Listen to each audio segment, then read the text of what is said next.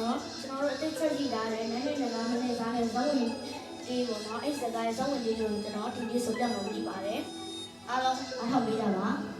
ဘလို့ကျွန်တော်တောင်းတဲ့ဘူးဆိုရင်ဒီဗီဒီယိုကိုဆက်မကြည့်ပါနဲ့တော့ဒီကိုတဲ့ဘူးဆိုရင်လည်းဒီဗီဒီယိုကိုဆက်မကြည့်ပါနဲ့